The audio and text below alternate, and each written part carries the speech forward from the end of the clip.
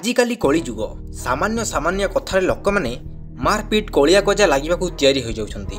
काहारी मनरे टिके हेले धर्म भाव कि न्याय भाव नहीं। आज को बहु वर्ष पूर्वे किंतु एमिति नथिला। लोकंकर धर्म प्रति भय थिला। मरंतु पछके समते सत्य मानि चलुथिले।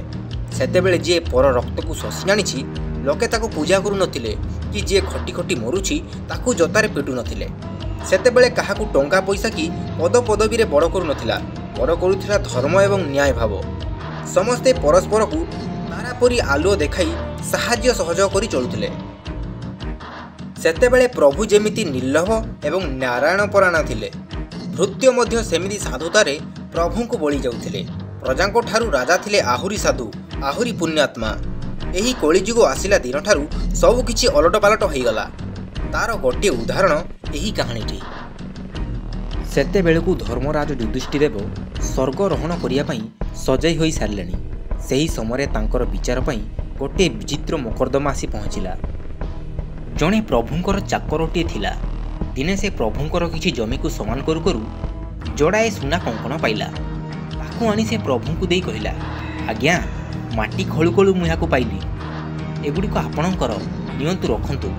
चाकर कथारे प्रभु हसिले, कहिले, ना ना ता केमिति मोर हेबो, ए कंकण कहार मते जणा नाही।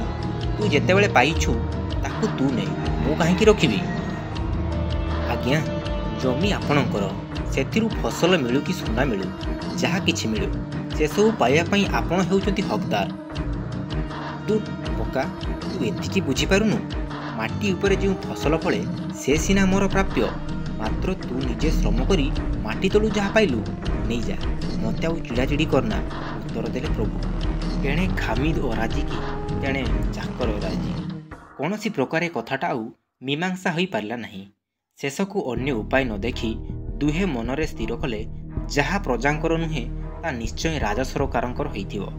चल याकू आमे नहीं राजा युधिष्ठिर को देदेबा। तहु दुहे जाई राजा युधिष्ठिर पाखरे पहुंची कंकण दुईटी राजकोषरे रखी नेबा लगी अनुरोध कले।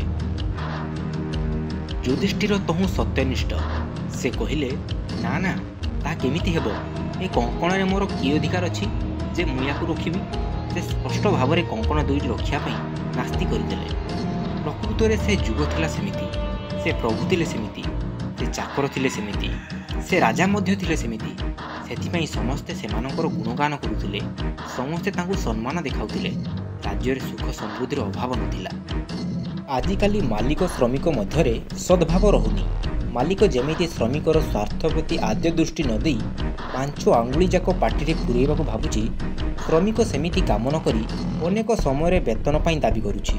आपणार अधिकार साब्यस्त पई से जेतिकी दिन वर्षकर धर्मघट करुची, सेतिकी दिन काम करू नाही। एथिपई देशर शतकड़ा 90 भाग राष्ट्रीय उद्योग एवं कलकारखाना क्षति सह्य कर चलुची। मालिकता प्रतिज्ञार अटल तो श्रमिकता प्रतिज्ञार अटल। उभय बुझुनांती यहा द्वारा क्षतिरा केवल तांकर हेउनी, राष्ट्रर मध्य क्षति होउची। समस्ते जदि महाभारत जुगर भली मालिक चाकर एवं राज सरकार परी सत्यनिष्ठ और न्यायपरण होते, देश को एते परिमाण क्षति सह्य करिया पड़ता कि। कथारे अछि, दुई हाथ में ताली बाजिबो, दुई चकरे गाड़ी चलिबो। प्रगतिर पथरे गोटे पादरे किंबा गोटे चकरे केही केबे आगई पारिबे नहीं। बिजुलीर दुईटी तार मिलित हेले जाई विद्युत प्रवाहित हुए। सेमिति मालिक श्रमिक परस्पर मन मिलाई चलिले जाई सिना उभय लाभवान हेबे।